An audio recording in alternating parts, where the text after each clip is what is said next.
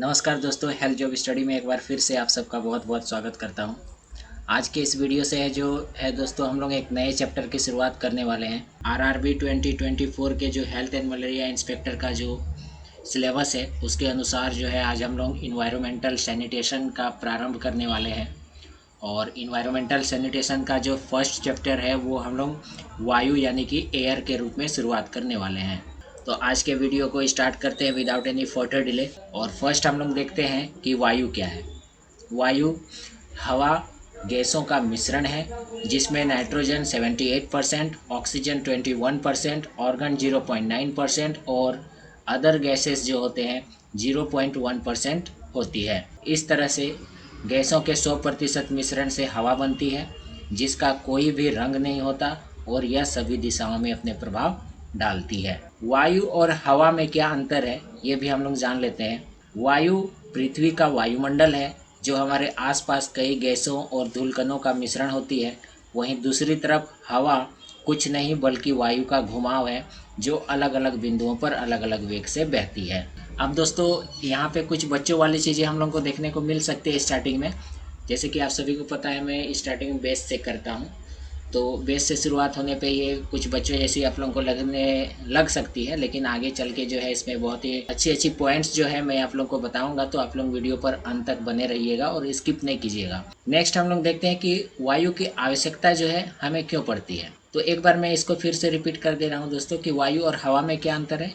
कि वायु जो होती है ना वो पृथ्वी का वायुमंडल है जो हमारे आसपास कई गैसों और धूलकण का मिश्रण होता है।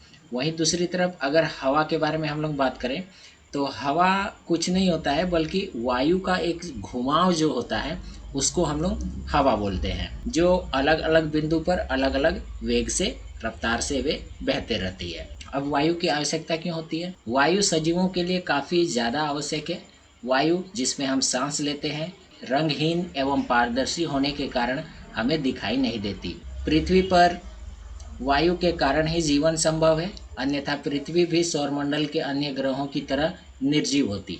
पदार्थों के जलने, श्वसन व प्रकाश संश्लेषण जैसी अनेक क्रियाओं के लिए वायु आवश्यक है। आप लोग नोट्स अच्छे से देख के बनाते जाइए दोस्तों। जो समझाने लायक होगा ना उसको मैं रिपीट करूँगा, बाकी जो समझाने लायक नहीं होगा उसको मैं रिपीट नहीं करूँगा, वो मैं उसे पढ़ते जाऊँगा। आप लोग अच्छे से समझते जाना। और जो भी पिछला वीडियो नहीं देखे हो उस सारे वीडियो का लिंक डिस्क्रिप्शन में दिया हुआ है, आप लोग वहाँ पे जा कर के जुड़ जाइए। और साथ ही साथ टेलीग्राम का लिंक भी दिया हुआ है, टेलीग्राम से आप लोग जुड़िएगा जरूर, क्योंकि पीडीएफ मैं इन सब का बहुत जल्दी ही डालने वाला हूँ ताकि आप लोगों के लिए रिवीजन अच्छा हो जाए। वायु पृथ्वी पर जीवन का एक आवश्यक तत्व है। इसी से प्राणियों एवं जंतुओं को ऑक्सीजन प्राप्त होती है जो जीवन का आधार है, और इसी से वनस्पति को कार्बोनाइट भी मिलती है। मीन्स यहाँ कार्बन डाइऑक्साइड होता है दोस्तों, वनस्पति के कार्बन डाइऑक्साइड भी मिलती है जिससे उसका पोषण होता है। अब यहाँ ऑक्सीडाइड है ये वाला सेंटेंस है ना आप लोग काट दीजिएगा, ठीक है। ये वायुमंडल एक कंबल के समान है जिसे ना होने से तापमान अधिक या अति न्यून हो जाता है। यानी जीवों के लिए तो आवश्यक ही है, ऑक्सीजन के लिए भी आवश्यक है, वनस्पति में कार्बन डाइऑक्साइड के लिए भी आवश्यक है। साथ ही साथ अर्थ में या हम लोग का जो भी प्लानेट है उस पर तापमान को नियंत्रित करने के लिए भी वायु बहुत ज़रूरी है, क्योंकि ये तापमान को अधिक होने से भी बचाता है और साथ ही साथ ज़्यादा माइनस होने से भी वायु का जो लेयर होता है उससे हमें रक्षा मिलती है। नेक्स्ट है एयर पोल्यूशन यानी कि वायु प्रदूषण। वायु प्रदूषण एक ऐसी परिस्थिति है जिसमें बाह्य वायुमंडल में ऐसे पदार्थ एकत्रित हो जाते हैं जो मनुष्य एवं उसके पर्यावरण के लिए हानिकारक होते हैं। अर्थात इसका मतलब यह है कि वायु जिन पदार्थों का मिश्रण होता है उनमें असंतुलन पैदा होना ही वायु प्रदूषण है। यानी दोस्तों जैसे स्टार्टिंग में ही मैंने आप लोगों को बताया कि हवा यानी कि वायु में जो होता है ना वो नाइट्रोजन 78%, ऑक्सीजन 21%, ऑर्गन 0.9%, ये अदर गैसेस जो होते हैं 0.1% होते हैं।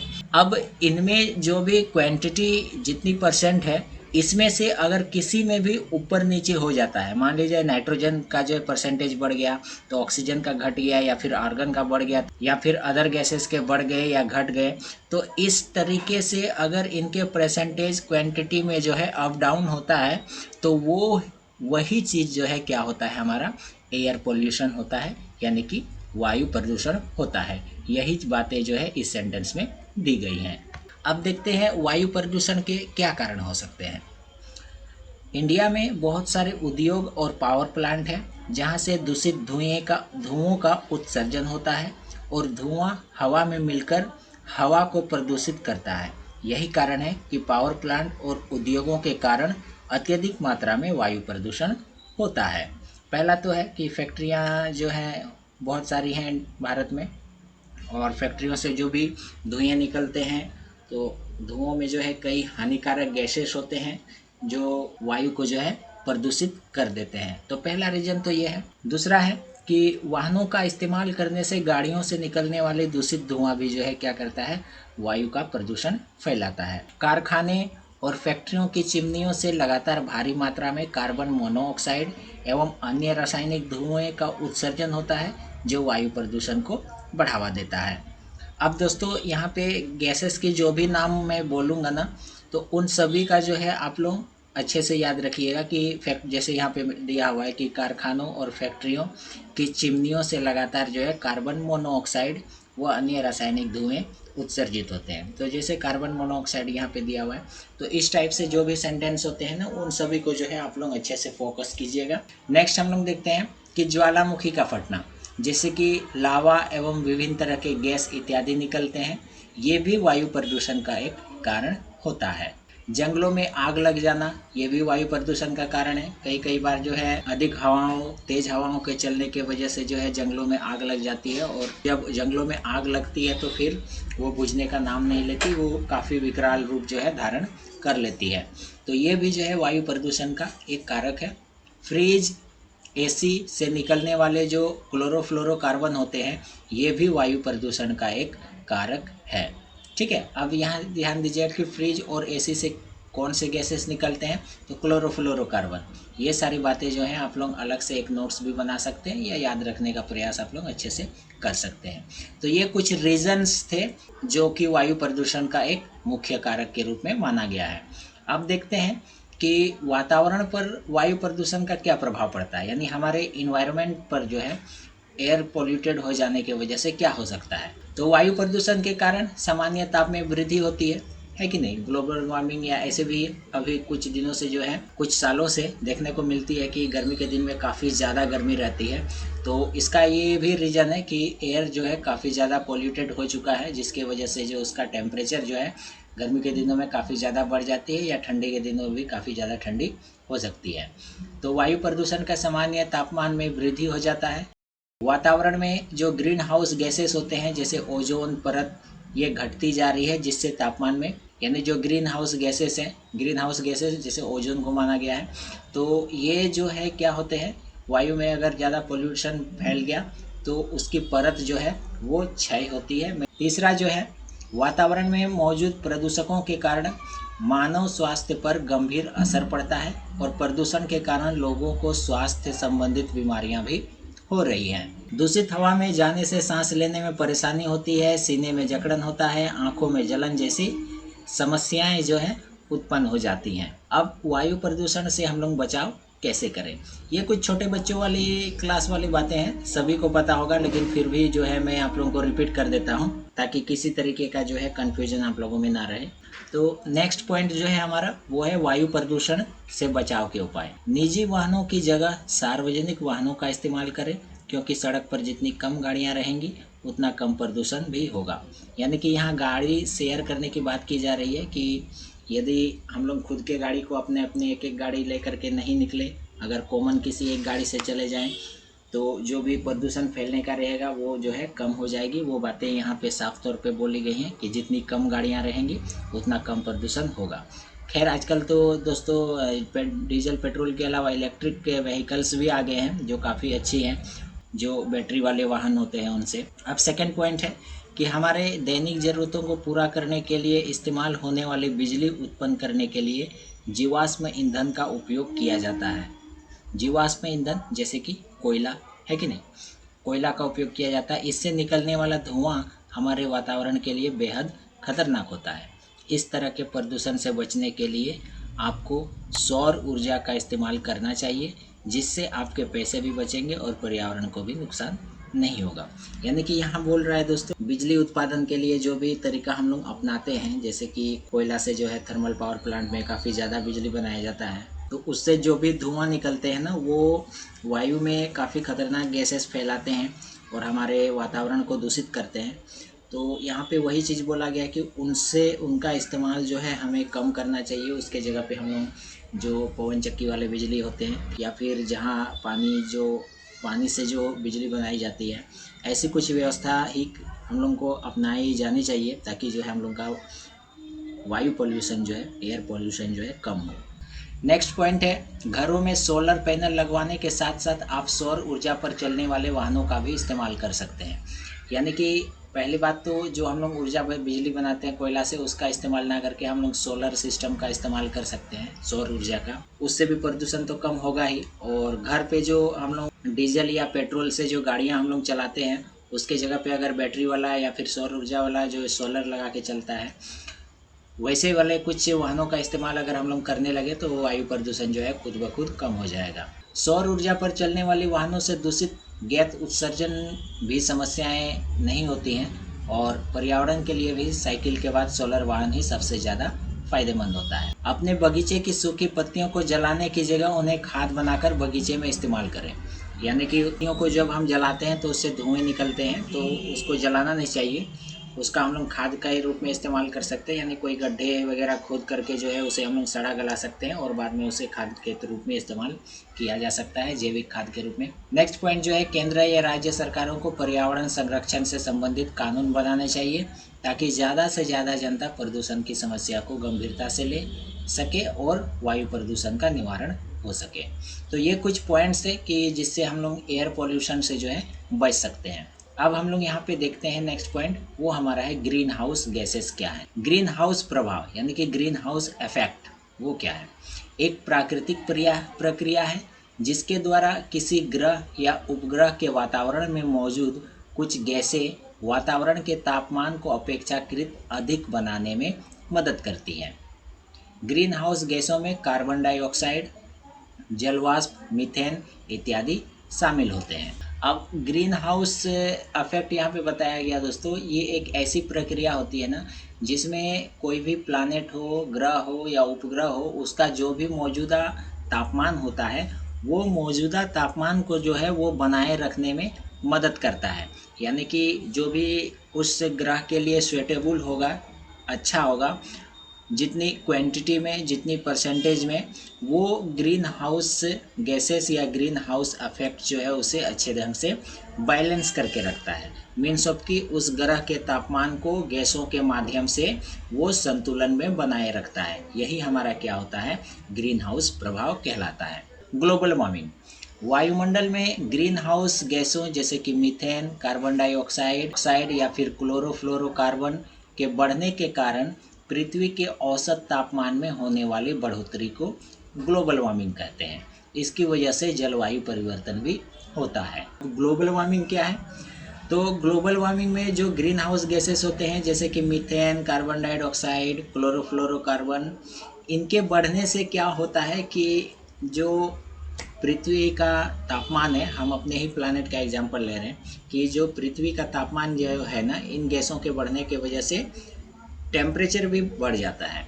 और जब टेम्परेचर बढ़ जाता है तो ऐसी परिस्थिति को ही जो है हम लोग क्या कहते हैं, ग्लोबल वार्मिंग के नाम से जानते हैं। अब ग्लोबल वार्मिंग की वजह से क्या होता है कि जलवायु परिवर्तन भी होता है। एक तो होता है मौसम परिवर्तन, वो तो होते रहता है, जैसे कि वर्षा आया, वर्षा से जाड़ा आया, जाड़ा से फिर गर्मी आएगा, ये मौसम परिवर्तन कहलाता है। लेकिन जो जलवायु होता है ना, वो मौसम से अलग होता है, वो काफ़ी लंबे समय के लिए होता है। जैसे कि पहले क्या हुआ करती थी कि काफ़ी कई जगहों पे जो है, अभी मैं आपको झारखंड की एग्जांपल दे देता हूँ कि समझने के लिए, कि झारखंड में पहले क्या हुआ करते थे कि बारिश के सीज़न में जो है काफ़ी ज़्यादा बारिश हुआ करती थी, बाढ़ भी आ जाया करती थी। लेकिन अब जो है ऐसा कुछ नहीं होता है, अब बारिश बहुत कम समय के लिए होता है और अधिकतर जो है ज़्यादा मौसम देखा गया है कि गर्मियों का ही होता है।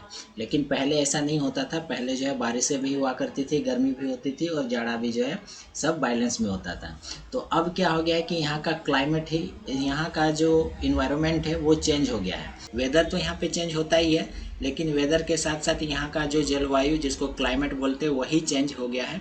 तो ग्लोबल वार्मिंग में क्या होता है कि क्लाइमेट भी जो है चेंज हो जाता है। अब ग्लोबल वार्मिंग के क्या संकेत है वो हम लोग देख लेते हैं। ग्लोबल वार्मिंग के कुछ संकेत, जैसे कि बीमारियां फैलती हैं, ऋतुओं का समय पूर्व आगमन हो जाता है। अब क्या होता है कि गर्मी का सीजन पहले ही आ जाया करता है आजकल। पहले क्या होता था कि मार्च तक ठंडी होता था, लेकिन अब जो है दिसंबर या जनवरी तक ठंडी होती है और इसके बाद जो है फरवरी से तो तुरंत फिर आप लोगों की धीरे धीरे गर्मी लगनी। तो यही यहाँ पे सेकंड पॉइंट में बोला गया है कि ऋतुओं का जो है समय के पूर्व आगमन हो जाता है या समय के पूर्व वो चला भी जाता है। वनस्पति और जीवों के क्रियाकलाप में भी परिवर्तन आ जाते हैं। पानी के ताप में वृद्धि हो जाता है और भारी वर्षा, बाढ़ या बर्फबारी, सूखा। यहाँ पानी के तापमान में वृद्धि हो जाता है। वृद्धि होने से भूमिगत जल संकट में होता है, ये यहाँ पे ये होगा, ठीक है। भूमिगत जल भी संकट में आ सकता है और भारी वर्षा, बाढ़, बर्फबारी, सूखा इत्यादि समस्याएं। ग्लोबल वार्मिंग के प्रभाव, इसके क्या प्रभाव हो सकते हैं? तो तापमान में तीव्र बढ़ोतरी तो होता ही है। समुद्री जल स्तर में भी वृद्धि होता है। अब समुद्री जल स्तर कैसे बढ़ता है? देखिए, जो भी ग्लेशियर के पहाड़ होते हैं, तीसरा पॉइंट में ये भी बताया गया है यहाँ पे, जो भी बर्फीला पहाड़ होता है वो क्या होता है कि गर्मी की वजह से पिघलता है। अब पिघलने की वजह से जो समुद्र का जल स्तर है वो तो बढ़ेगा ही।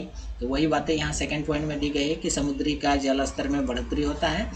और क्यों होता है? तो पहाड़ों के पिघलते ग्लेशियर की वजह से होता है। और कई बार जो है जहाँ पे समुद्र नहीं है, बड़े बड़े नदियाँ नहीं हैं, तो वहाँ पे जो है जल संकट भी आ जाता है, सूख जाती हैं नदी नाले जो भी होते हैं वो सूख जाया करते हैं। अब ग्लोबल वार्मिंग कम हम लोग कैसे कर सकते हैं? तो सबसे फर्स्ट जो है वो है कार्बन डाइऑक्साइड के स्तर को कम करना। यानी कार्बन डाइऑक्साइड के गैस की जो क्वांटिटी है, मात्रा है, वो काफ़ी ज़्यादा बढ़ गई है वायु में।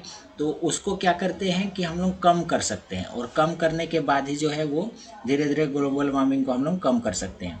जैसे फर्स्ट सेकंड पॉइंट में क्या है, विभिन्न माध्यम से कूड़ा करकट कम करें। कूड़ा करकट से ही जो है कार्बन डाइऑक्साइड फैलती है, गंदे बदबू आते हैं, तो उसके वजह से हवा में जो है कार्बन डाइऑक्साइड की मात्राएँ बढ़ जाती हैं। बिजली के उपकरणों के अनावश्यक प्रयोग से बचें। बिजली के जो भी उपकरण होते हैं, जैसे पहले क्या होता था, आजकल तो हम लोग एलईडी जलाते हैं, पहले क्या होता है लाल वाला बल्ब हम लोग जलाते थे 100 वाट का, है कि नहीं? तो उससे क्या होता था, आप अभी भी ऐसे बल्ब को जब, तो काफ़ी ज़्यादा जो है क्या होता है, गर्मी लगने लगती है कमरे में। और कई बार तो ठंडे के दिनों में देखा गया है कि रूटर वगैरह का इस्तेमाल करते हैं, तो उससे भी जो है क्या होता है, ग्लोबल वार्मिंग बढ़ने के चांसेस होते हैं। इसके अलावा क्या होते हैं कि वनों का संरक्षण हम लोग कर सकते हैं, अधिक से अधिक पेड़ लगाएं, ये सरकार के द्वारा भी चलाई जाती है अभियान। और खुद से भी जो है ये करना चाहिए कि पेड़ों को जो है अधिक से अधिक लगाएं ताकि ग्लोबल वार्मिंग को कम कर सकें। आम बल्बों के स्थान पर CFL बल्ब का प्रयोग करें, यानी जो LED बल्ब होते हैं उनका प्रयोग हम लोग कर सकते हैं। वृक्षारोपण कार्यक्रम चलाया जाए। ऑक्सीजन के लिए वनों का बचाव जो है आवश्यक है। सही बात है, अधिक से अधिक पेड़ होंगे तो ऑक्सीजन होंगे, कार्बन डाइऑक्साइड कम होंगे और वर्षा वगैरह जो भी क्लाइमेट चेंज हुआ रहता है वो सही ढंग से चलेगा और इसके वजह से ग्लोबल वार्मिंग कम हो जाएगी। तो ये कुछ पॉइंट्स हैं ग्लोबल वार्मिंग कम करने के। अब हम लोग देखते हैं कि वायु प्रदूषण में जो है कौन से गैसेस से मुख्य रूप से भूमिकाएं निभाती हैं और उनका स्रोत वगैरह क्या है और उसको जो है हम लोग किस कैटेगरी में रखते हैं, वो सारा कुछ जो है हम लोग इस चार्ट के माध्यम से समझेंगे। फर्स्ट जो है हम लोग का है वो है ओजोन। इसको जो है हम लोग द्वितीयक पदार्थ यानी सेकेंड सब्सटेंस के रूप में हम लोग इसको रखते हैं, ओजोन को द्वितीय। और इनका जो स्रोत होता है वो है वायुमंडलीय परिवर्तन से उत्पन्न, जो स्वयं चालित वाहनों से उत्सर्जित नाइट्रोजन डाइऑक्साइड, वो हाइड्रोकार्बन के प्रतिक्रिया से उत्पन्न पदार्थ। यानी इन सभी चीज़ों के उपयोग से जो है क्या होता है, ये ओजोन बनता है। नेक्स्ट है सल्फर डाइऑक्साइड को प्राथमिक पदार्थ के रूप में हम लोग रखते हैं, SO2, ठीक है। फैक्ट्रियों में ऊर्जा उत्पादक यंत्रों, मशीनों अथवा किसी ठोस पदार्थों के पिघलाने वाले संयंत्र से उत्पन्न होते हैं क्या, सल्फर डाइऑक्साइड। नाइट्रोजन प्राथमिक द्वितीयक दोनों में इसे रखा गया है। उच्च तापक्रम पर उत्पन्न ज्वलन प्रक्रिया के उपरांत सीधे उत्पन्न वायुमंडलीय परिवर्तन द्वारा उत्पन्न अथवा उर्वरकों के संयंत्र उत्पाद द्वारा उत्सर्जित होते हैं क्या? ये नाइट्रोजन गैस। गाइस मैं इसे पढ़ते जा रहा हूँ, बाकी आप लोग जो है चार्ट इसका अच्छे से देख लीजिएगा और देख के जो है समझने का प्रयास कीजिएगा आप लोग। और अगर नहीं समझ में आएगा ना तो आप लोग ज़रूर कमेंट कीजिएगा, मैं आप लोगों को पुनः कुछ क्लियर करने का प्रयास करूँगा।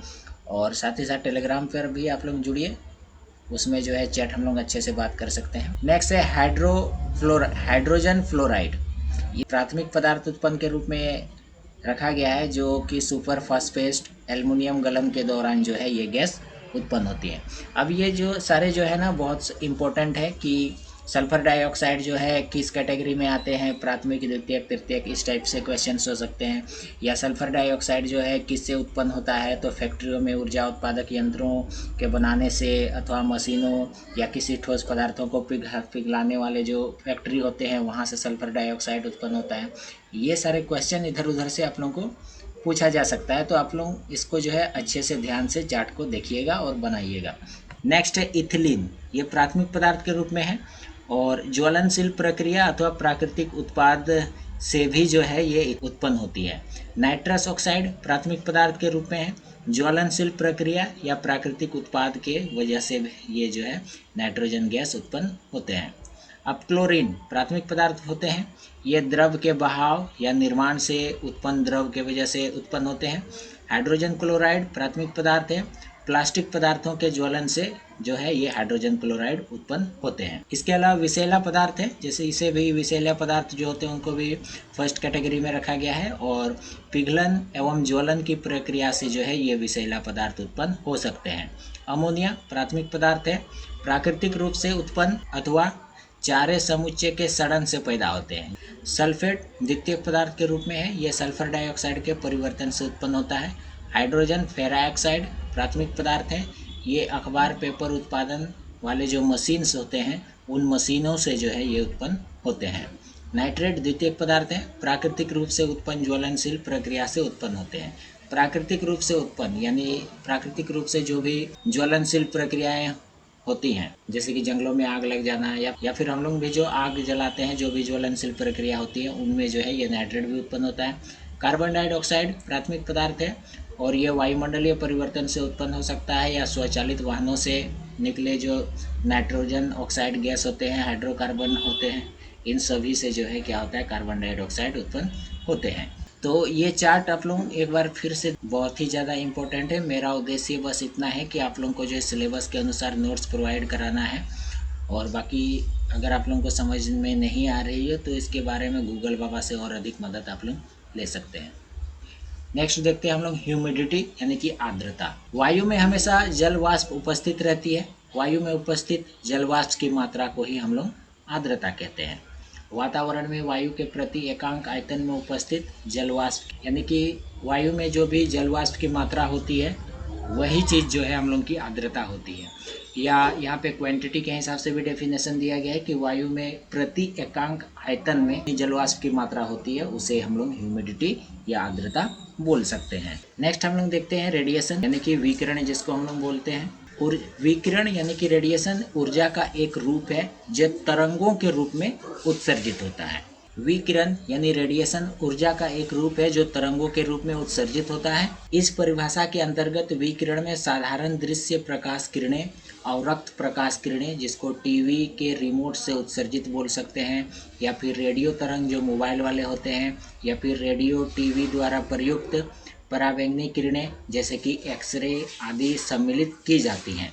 रेडिएशन ऊर्जा का एक रूप है जो तरंगों के रूप में उत्सर्जित होता है। इस परिभाषा के अंतर्गत विकिरण के रूप में हम लोग बोल सकते हैं कि जो साधारण दृश्य किरणें होते हैं या फिर जो अवरक्त प्रकाश किरणें होती हैं जैसे टीवी के रिमोट से जो उत्सर्जित किरण होते हैं, या रेडियो तरंग वाले जो मोबाइल के किरण होते हैं, रेडियो एक्टिव होते हैं, टीवी द्वारा प्रयुक्त जो पराबैंगनी किरणें या एक्सरे वगैरह होते हैं, इन सभी को जो है हम लोग किस में शामिल करते हैं, रेडिएशन यानी कि विकिरण में शामिल करते हैं। अब देखते हैं कि थर्मल कंफर्ट क्या है। गर्मी में अधिक तापमान व नमी व्यक्ति को घुटन, तपिश व बेचैनी अनुभव करती है। कराती है, एक्चुअली यहाँ पे ये होगा। ठीक है, मैं एक बार फिर से रिपीट कर दे रहा हूँ। गर्मी में अधिक तापमान व नमी व्यक्ति को घुटन व तपिश व बेचैनी अनुभव कराती है। यहाँ तपिश होगा और यहाँ पे अनुभव कराती है। इसलिए वातावरण को सुखद बनाने के लिए गर्मी संबंधित आराम का शरण लिया जाता है, जिससे व्यक्ति को गर्मी, तपिश व घुटन संबंधित आराम मिल सके। इसे ही थर्मल कंफर्ट कहा जाता है, जैसे कि एसी, कूलर। अब देखिए, सिंपल सी बात है, जब गर्मी बढ़ जाती है, टेम्परेचर बढ़ जाता है, तो आदमी को बेचैनी सी होने लगती है, घुटन सा महसूस होने लगता है कि नहीं। तपिश महीने के तापमान ज़्यादा हो जाता है तो उन्हें काफ़ी ज़्यादा पसीने आने लगते हैं। तो इस टाइप से जो भी दिक्कतें होती हैं, उनसे जो है आराम लेने के लिए हम लोग क्या करते हैं कि हम लोग कूलर का इस्तेमाल करते हैं, पंखे का इस्तेमाल करते हैं, एसी का इस्तेमाल करते हैं। तो गर्मी से राहत लेने के लिए, घुटन से, तपिश से राहत लेने के लिए जिन चीज़ों का हम लोग इस्तेमाल करते हैं, वही हमारा क्या होता है, थर्मल कंफर्ट होता है। थर्मल का तो तापमान होता ही है, कंफर्ट का तो हम लोग आराम जिसको हम लोग बोल सकते हैं। तो थर्मल कंफर्ट वही चीज़ें हो गई इस सेंटेंस के अनुसार। तो थर्मल कंफर्ट का भी एग्जांपल आप लोग याद रखिएगा। एसी जो होते हैं वो होते हैं, कूलर होते हैं। रेफ्रिजरेशन तो मैंने आप लोगों को बता ही दिया कि जो भी गर्मी होती है, तपिश, घुटन होती है, उससे आराम लेने के लिए जो चीज़ें हम लोग इस्तेमाल करते हैं, उस प्रक्रिया को ही हम लोग थर्मल कंफर्ट बोलते हैं। नेक्स्ट है इवोपोरेशन, यानी कि वाष्पीकरण। वाष्पीकरण एक भौतिक प्रक्रिया है जिसके द्वारा तरल पदार्थ वाष्प में परिवर्तित हो जाता है। वायुमंडल में सूर्य की गर्मी समुद्र, महासागरों, नदियों इत्यादि के पानी को जो है वाष्प में बदल देता है। इवोपोरेशन सिंपल सी बात है, कोई ज़्यादा कई बार जो है हम लोग बचपन से पढ़ते आ रहे हैं। ऐसे जो भी पानी होता है, पानी को जो है सीधे वाष्प में परिवर्तित करने की प्रक्रिया वेपोरेशन या इवोपोरेशन, जो भी बोल सकते हैं आप लोग, कहते हैं। नेक्स्ट है वेंटिलेशन। वेंटिलेशन ऐसी व्यवस्था है मकान, स्कूल, कार्यालय के प्रदूषित वायु को बाहर किया जा सकता है एवं प्राकृतिक वायु का अंदर प्रवेश कराया जा सकता है। यानी कि दोस्तों, कई बार आप लोगों ने देखा होगा कि कमरों के साइड में जो है, कोने में या कहीं पे जो है थोड़े से खुला छोड़ा जाता है, जिस पर जो है हम लोग पंखा, एग्जॉस्ट फैन जिसको हम लोग बोलते हैं, लगाते हैं। और वो एग्जॉस्ट फैन क्या करता है कि कमरे का जो भी गर्म हवा है या दूषित हवा है, वो उसको बाहर फेंकता है। प्राकृतिक का जो अच्छा ताज़ा हवा होता है उसे कमरे के अंदर लाने में मदद करता है। एसी जो होता है ना, वो इसी मेथड पे जो है काम करता है। वो क्या करता है, प्राकृतिक वायु को अंदर खींचता है, शुद्ध करके जो भी गंदगी होती है उसको, धूल वगैरह को सारे को छान करके अंदर वो ताज़ी हवा भेजती है, और जो अंदर का जो दूषित हवा होता है वो बाहर वो फेंक देती है। इसलिए भवन निर्माण के समय खिड़की, रोशनदान व दरवाजे का निर्माण किया जाता है, यानी कि ये वेंटिलेट होता रहे, जिससे भवन में इनके माध्यम से ताज़ी हवा अंदर आती रहे, और गंदी वायु जो है वो बाहर जाती रहे। वे वेंटिलेशन सिस्टम कहलाता है। टाइप ऑफ वेंटिलेशन, यानी कि वेंटिलेशन के प्रकार। पहला जो है वो है नेचुरल वेंटिलेशन। घर निर्माण करते समय हर कमरे में पर्याप्त खिड़की, दरवाज़ा एवं रोशनदान निकाले जाए, जिससे घर में उत्पन्न प्रदूषित वायु इनके माध्यम से बाहर निकाला जा सके। ये जो होता है हमारा नेचुरल वेंटिलेशन होता है। खिड़की, दरवाजे जो भी हम लोग बनाते हैं, रोशनदान वगैरह रूम में, वो हमारा क्या होता है, नेचुरल वेंटिलेशन कहलाता है। अब आर्टिफिशियल वेंटिलेशन। यदि घर में पर्याप्त प्राकृतिक वेंटिलेशन नहीं है, तब मानव द्वारा निर्मित मशीन उपकरण का उपयोग किया जा सकता है, जो निम्न है। यानी आर्टिफिशियल वेंटिलेशन मानव द्वारा निर्मित होता है। कई बार हम लोगों ने देखा होगा कि कई बिल्डिंगों में क्या होते हैं, खिड़की दरवाजे थोड़े कम होते हैं। शीशे के बिल्डिंग बनाए जाते हैं तो उसमें खिड़की दरवाज़ा बनाना संभव उतना होता नहीं है। दरवाजे तो खैर होते हैं कमरे में आने जाने के, लेकिन खिड़कियाँ वगैरह नहीं होती हैं। और बड़े बड़े बिल्डिंग्स होते हैं तो उसमें क्या करते हैं हम लोग, आर्टिफिशियल वेंटिलेशन का इस्तेमाल करते हैं। अब ये आर्टिफिशियल वेंटिलेशन कौन कौन से हैं ये भी हम लोग देख लेते हैं। आर्टिफिशियल वेंटिलेशन में जो फर्स्ट है वो हमारा क्या है, एग्जॉस्ट फैन। ये घर की प्रदूषित वायु को जो है बाहर निकालने का काम करता है। ठीक है, एग्जॉस्ट फैन क्या करता है, घर की प्रदूषित वायु को बाहर निकालने का काम करता है। इसका बाद है प्लेनियम फैन। ये बाहर की ताज़ी हवा को जो है अंदर लाता है।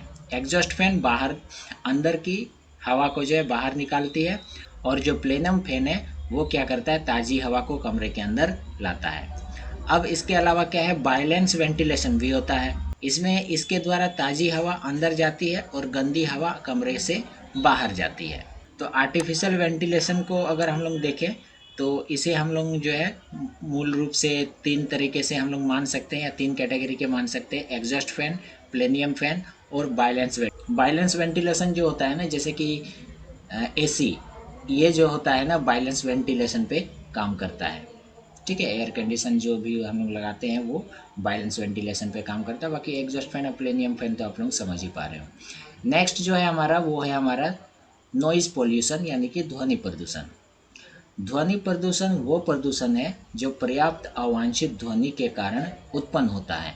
यह स्वास्थ्य के लिए बहुत बड़ा जोखिम है और बातचीत के समय समस्या का कारण बनता है। अवांछित तेज आवाज़, बहरेपन और कान की अन्य जटिल समस्याएं जैसे कि कान के पर्दों का खराब होना, कान में दर्द आदि का कारण भी बनती है।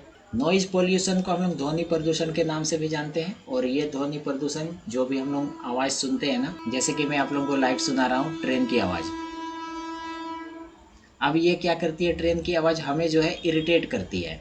अगर नॉर्मल है तो ठीक है, लेकिन जब तेज़ हो जाती है तो ये हमें इरिटेट सा लगता है। तो इसी तरह के जो भी आजकल इसी तरह के तेज़ आवाज़ वाले जो भी डीजे वगैरह आजकल बजाते हैं, या कई ज़्यादा शोर करने वाले जो चीज़ें होती हैं, मशीनें होती हैं, वो क्या करती है कि हमारे कानों को काफ़ी तकलीफ़ पहुंचाती है। कानों से रिलेटेड बीमारियां होने लगती है, सिर में भी दर्द हो लगता है।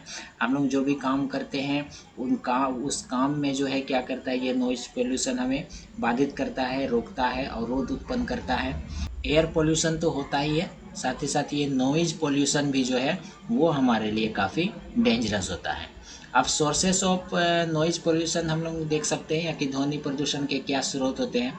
तो जैसे कि यातायात के साधन है कि नहीं, गाड़ियाँ जो चलती हैं उनसे, जो फैक्ट्रियाँ होती हैं उनसे, लाउड स्पीकर होते हैं, घरेलू उपकरण जो बाल सुखाने वाली मशीन, ग्राइंडर, मिक्सी जो होते हैं, वे सारी चीज़ें हो गई।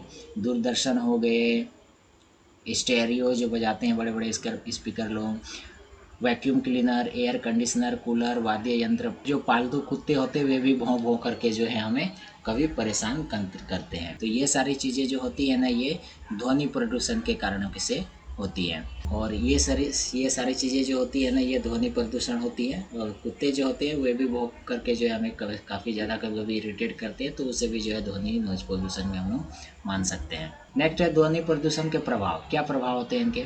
तो अधिक समय तक ध्वनि प्रदूषण के प्रभाव में रहने पर कानों में सन्नाटा, आंतरिक कानों की क्षति, असंतुलन व अंतः बहरापन हो जाता है।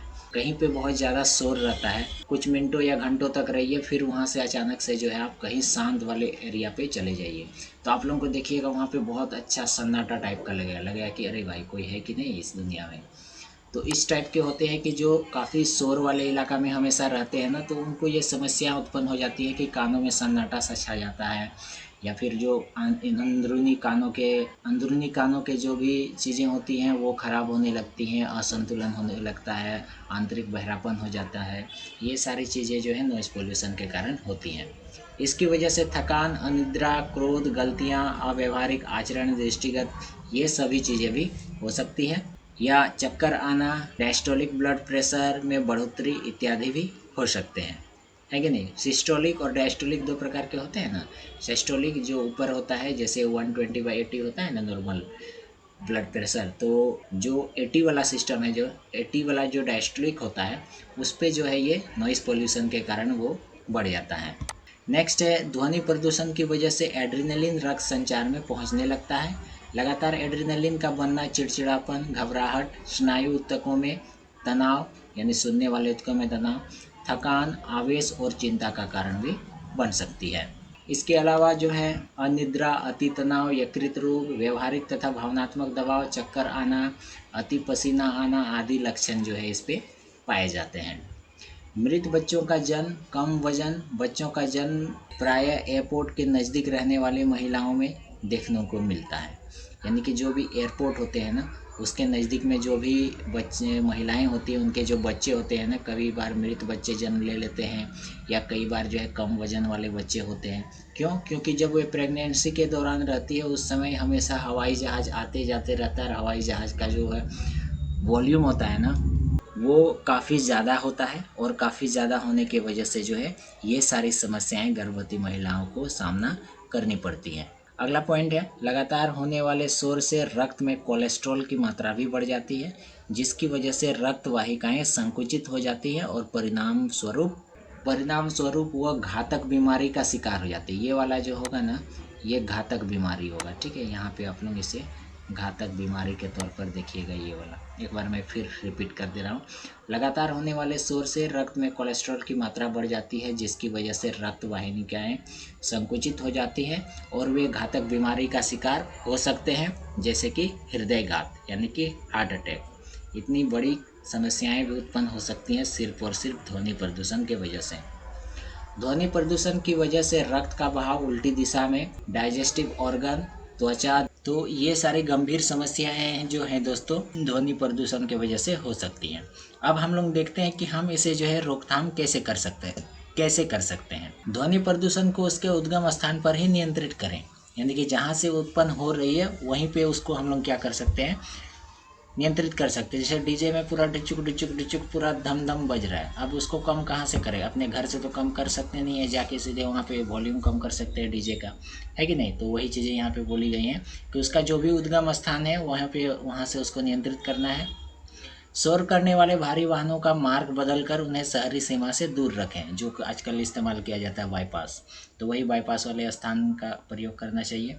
शोर रहित दो पहिए वाहनों का चौपहिए वाहनों का उपयोग करना चाहिए, यानी कि जो बुलेट में जो लगाते हैं ना साइलेंसर, फटफटिया पूरा फट फट फट फट वाला, वो चीज़ हम लोग को इस्तेमाल नहीं करना चाहिए। सरकारी गाड़ियों पर हुटर्स और सायरन का प्रयोग घटाकर, यानी सरकारी गाड़ी में आजकल तो लमसम कम ही कर दिया गया है, या तो फिर पुलिस फोर्स में होते हैं या फिर एम्बुलेंस में भी, तो उन सभी को जो है हम लोग थोड़े कम करके जो है ध्वनि प्रदूषण कम कर सकते हैं। रैली और धरना प्रदर्शन को शहरी सीमा से में प्रतिबंधित करना चाहिए।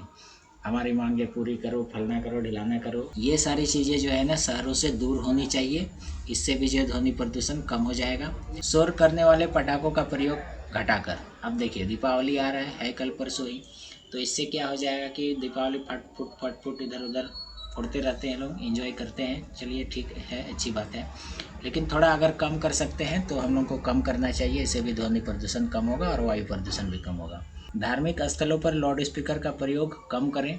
शोर करने वाली मशीनों में तेल व ग्रीस का प्रयोग करके, है कि नहीं, जिसमें तेल और ग्रीस का प्रयोग करने से क्या होगा, चिकनाई आएगा और जो भी खड़ास खड़ूस उसमें आवाज़ आती है वो नहीं आएगी, थोड़ी आवाज़ जो है कम हो जाएगी। इसलिए यहाँ पे बोला गया है कि जो भी शोर करने वाली मशीनें हैं तेज़ आवाज़ करने वाली, उस पर तेल और ग्रीस का प्रयोग कर सकते हैं।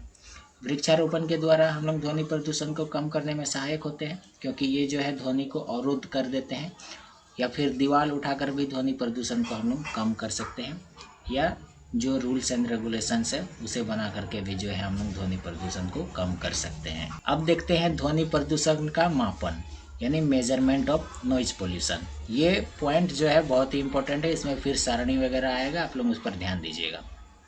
ध्वनि की तीव्रता को मापने के लिए डेसिबल इकाई निर्धारित की जाती है। ठीक है, ध्वनि की तीव्रता हम लोग किससे मापते हैं, डेसिबल से मापते हैं। अब जो मनुष्य का कान होता है ना, वो केवल 20 हर्ट्ज से 20,000 हर्ट्ज तक की ध्वनि के तरंगों को ही सुन सकता है। इसके अलावा जो है वो ध्वनि को कोई ऐसे होते हैं कि उन्हें सुनाई हमें नहीं दे सकती। इसके अलावा इससे अधिक या इससे कम या इससे अधिक की ध्वनियाँ जो है हमें मनुष्य को सुनाई नहीं देती हैं। अब यहाँ डेसिबल हम लोग इकाई जान लिए, तो इसका क्या अर्थ है वो भी हम लोग जानते हैं।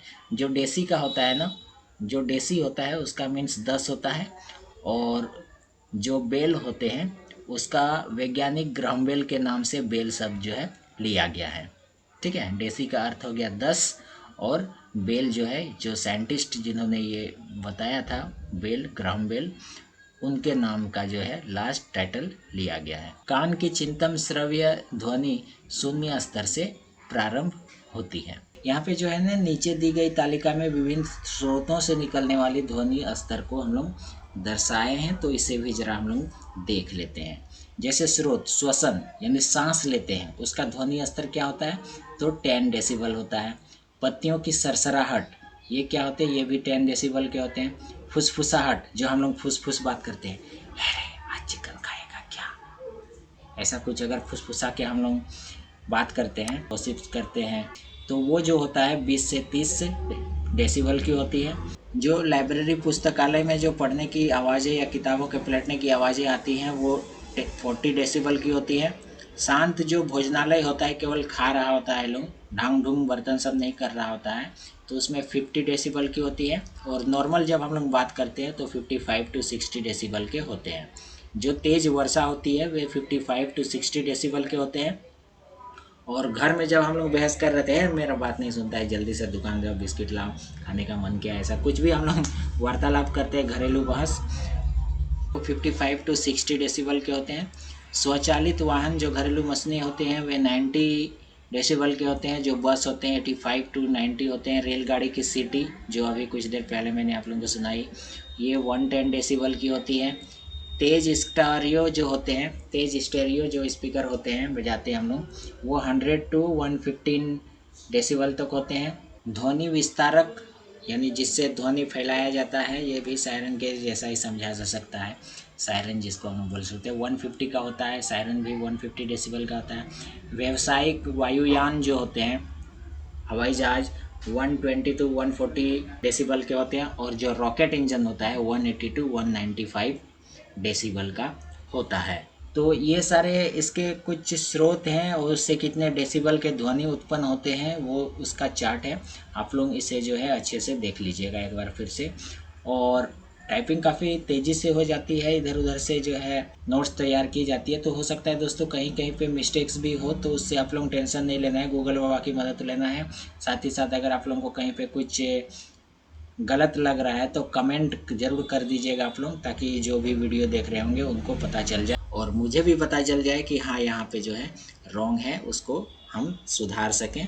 कमेंट आप लोग जरूर कीजिएगा अगर कहीं पे भी मिस लगता है। नेक्स्ट पॉइंट हम लोग देखते हैं ध्वनि प्रदूषण के मानक यानी स्टैंडर्ड ऑफ नॉइज पॉल्यूशन। वायु अधिनियम प्रदूषण निवारण नियंत्रण 1981 के तहत 1 अप्रैल 1988 को ध्वनि प्रदूषण को वायु प्रदूषण के अंतर्गत सम्मिलित किया गया। ठीक है, ध्वनि प्रदूषण को जो है वायु प्रदूषण के अंतर्गत कब सम्मिलित किया गया, 1 अप्रैल 1988 को।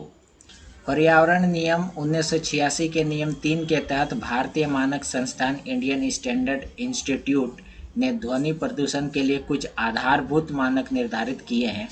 ध्वनि प्रदूषण के निम्नलिखित तालिका में दिए गए मानकों को पर्यावरण एवं वन मंत्रालय के केंद्रीय प्रदूषण नियंत्रण बोर्ड एवं राज्य प्रदूषण नियंत्रण बोर्ड ने भी स्वीकृति प्रदान की है।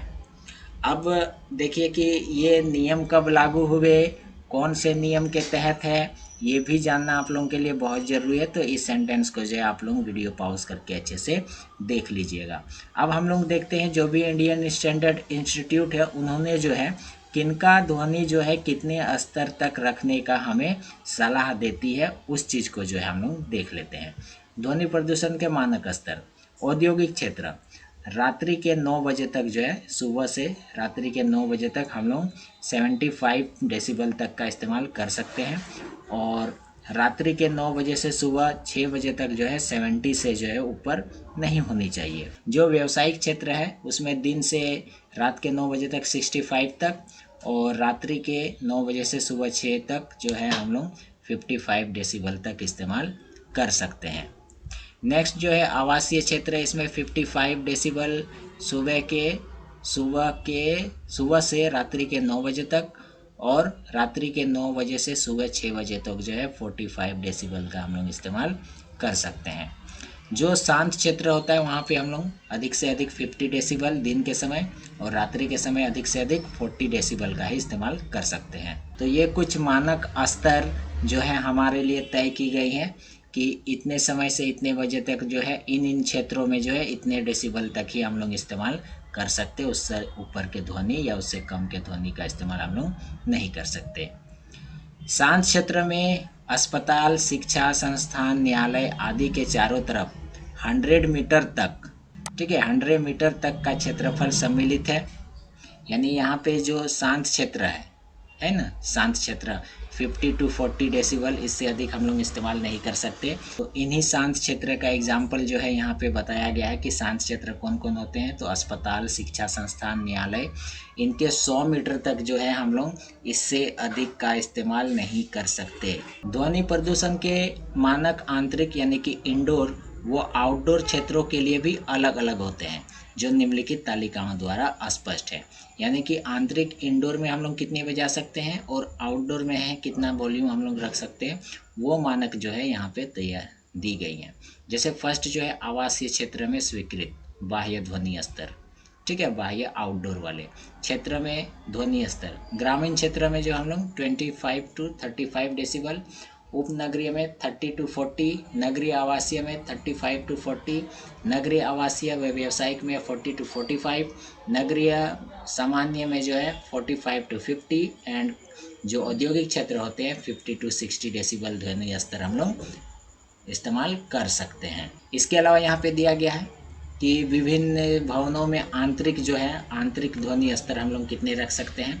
जैसे कि रेडियो तथा टेलीविज़न का 25 to 35, संगीत कक्ष जो होते हैं 30 to 35, ऑडिटोरियम, हॉस्टल या जो सम्मेलन कक्ष होते हैं उनमें जो है 35 to 40, कोर्ट, निजी कार्यालय तथा पुस्तकालय में 40 to 45, सार्वजनिक कार्यालय, बैंक तथा स्टोर में 45 to 50 एंड रेस्टोरेंट में 50 to 55 तक ही जो है हम लोग ध्वनि स्तर का इस्तेमाल कर सकते हैं। तो ये सारे मानक स्तर जो है काफ़ी इम्पोर्टेंट है। ये सारे चार्ट जो है आप लोग अच्छे से देख लीजिएगा।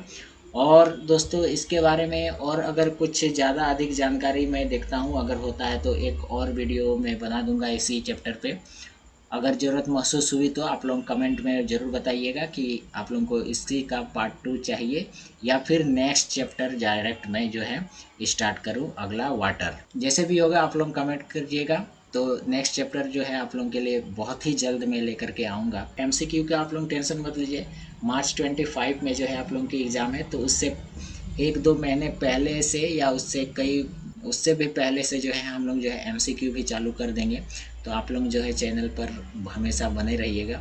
और कमेंट में आप लोग जो भी अगर खुद से क्वेश्चन बनाते हो ना, तो कमेंट में या टेलीग्राम पे कहीं से भी जो है मुझे क्वेश्चन आप लोग प्रोवाइड करो। सभी के क्वेश्चन को कलेक्ट करके जो है मैं आप लोगों को भी क्वेश्चन दूंगा, ताकि सबों का तैयारी जो है बहुत ही अच्छे ढंग से हो सके। तो आज के इस वीडियो में एयर पोल्यूशन के बारे में इतना ही। कुछ भी डाउट हो तो आप लोग ज़रूर बताइएगा। फिर मिलते हैं नेक्स्ट वीडियो में, तब तक के लिए आप सबका बहुत बहुत धन्यवाद। जय हिंद, जय भारत।